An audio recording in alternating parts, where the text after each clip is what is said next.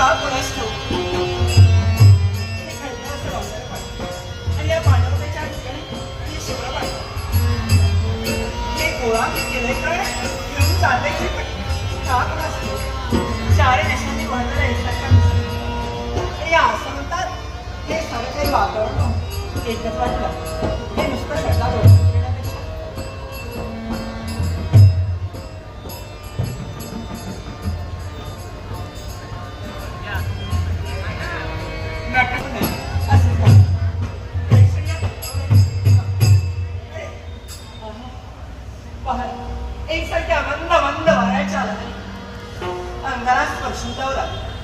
आणि हे रमणीय वातावरण हे नुसतं शब्दात वर्णन करण्यापेक्षा कावलं वेरसलं ना आठ तहाग या निसर्गाला द्या हे म्हणून एकच वाटलं एकच वाटलं एकच वाटलं हाय मंगळवारा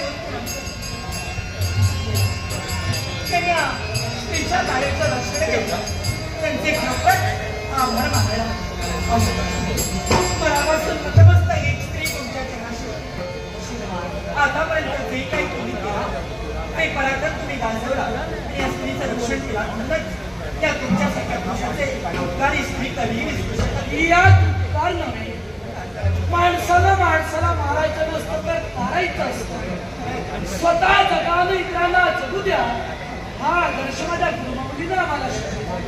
आम्ही तंतोतंत आमच्या जीवनात अनुभूतही केला, पण जिच्यावर प्रसंग आला तिचं रक्षण केलं. पण आपला परिचय, माझं नाव चंद्रप्रभा, राहण्याचं मस्तिष्कान किरवळ झोपडीत राहतात. सामान्य घराण्यात जन्माला आला.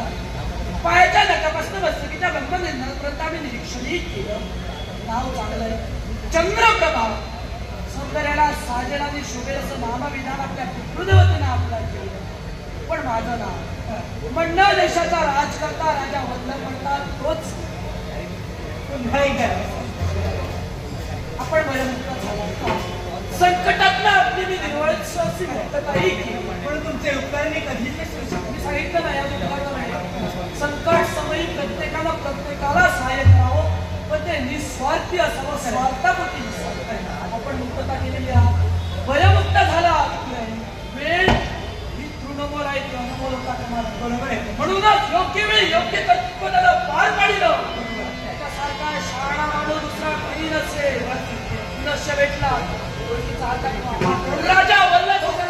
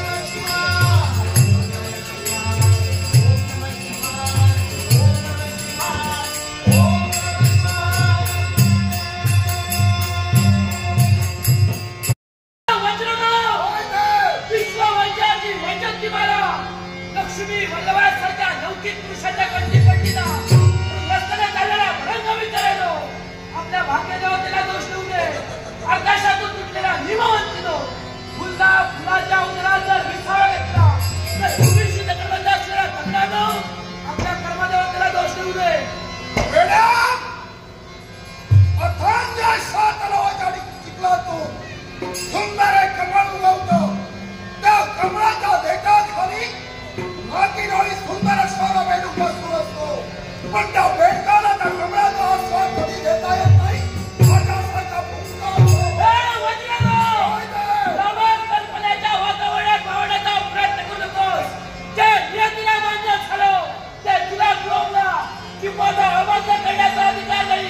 तिला कामाच्या घड्यामध्ये शेष तुझ्या वास्तुकीमुळे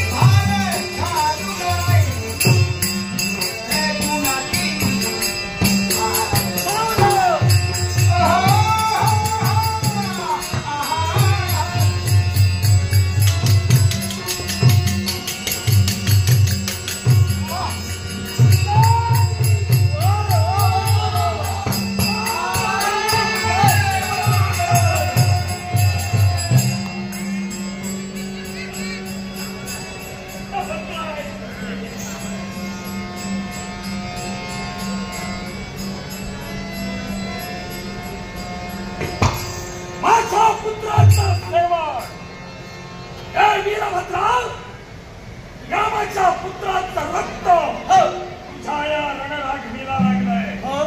माझ्या पुत्राचा सेवन का केला? एकाच गोष्टीसाठी. कोणतं कारण आहे? ही माझे दोघे जण ना त्याला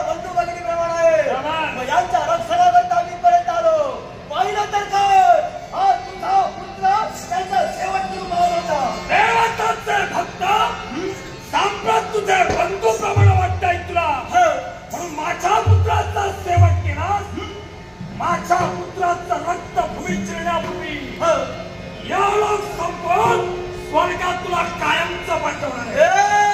काय ते इथं कोणीतरी आलं असेल त्याचा शेवट केल्याशिवाय मी माझं सांगता येणार नाही. मोबाईलचा वाट चिरून टाकीन इथं तुला. अरे तुझ्यासारखे आले किती गेले किती. अरे हसविले खेळविले शेवटी मातीवर गेले. कैलासच्या महादेवाला शेवटचा आठवून घे. आता तुझं अस्तित्व इथं कायमचं विकलं. शक्य नाही ते. तुझा शेवट करेल काय खेळी बाजारी. पण तुझा शेवट करतोय अंतक्षणात मला माहितोय. कसे येले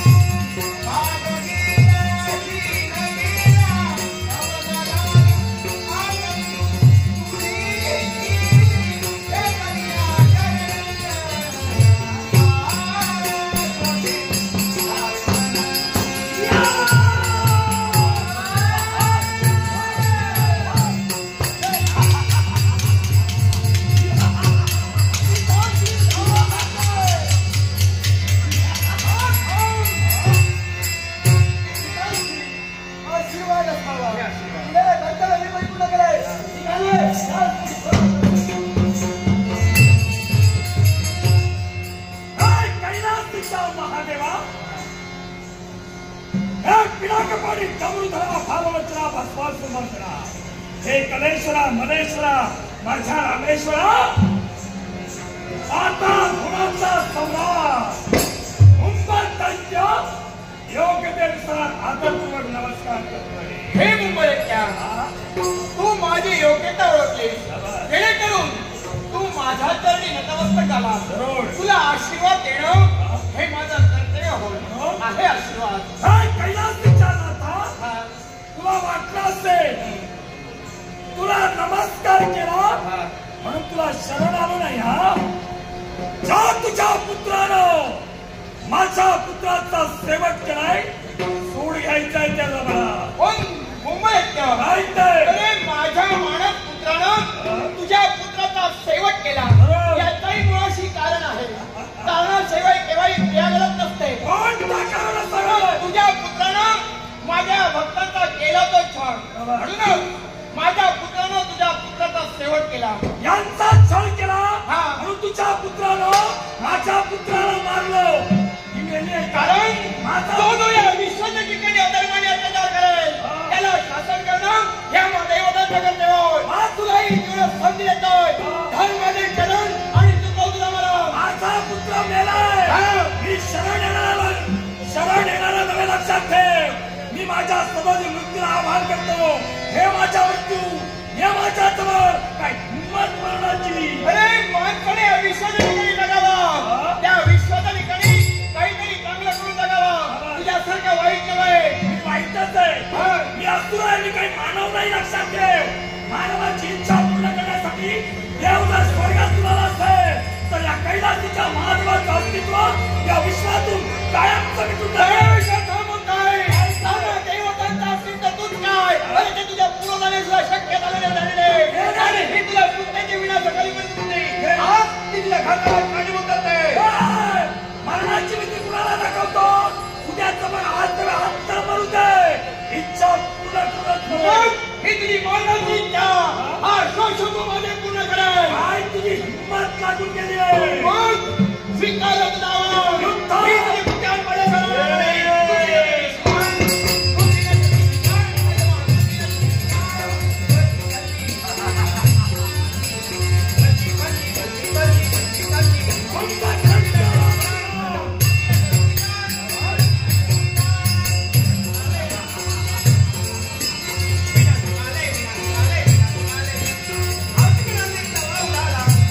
Let's go!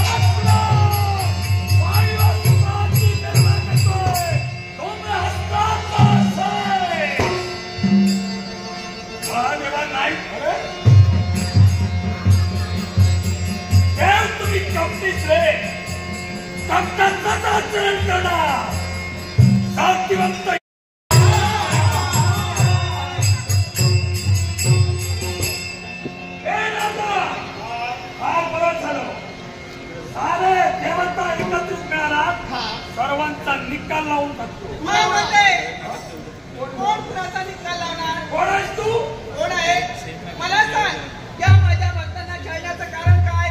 पाता भुराचा सम्राट मुंबदत्त या मुंबदत्त्यानं मृत्यूकाच्या देवदेवतांची भक्ती ही कायमची बंद करून देवांचं अस्तित्व विश्वातून कायमचं मिटवायचं आहे. देवांचं अस्तित्व मिटवायचं आहे. पण पहाले त्या क्षणी हे तुझ्यातून केव्हाही घडणार नाही. या देवांसमोर तुझ्या इतिहासाचा या ठिकाणी अस्तित्व कायमचं पहाले त्यावेळी ब्रह्मदेवाच्या वरप्रसादानं अगदी प्रबळ झालाय. साऱ्या भक्तांना काही भगवान करून ठेवण्याचं कार्य तू केले. एवढंच नव्हे तर देवता सोयरावेला पडतात त्या भीतीनं. यावेळी त्या देवता साऱ्या पळत असताना त्यांच्या बुद्धीपासून ती शक्ती निर्माण झाली ना की जी तुझ्या समोर उभी आहे. राजा तमसत्व महाविष्णू महेश यांच्या उच्चापासून एखादी शक्ती निर्माण झाली असेल ती चढ माता तर युद्ध झालं. युद्धात म्हणजे शक्ती तू आहे. आठवलं का नृत्यांग?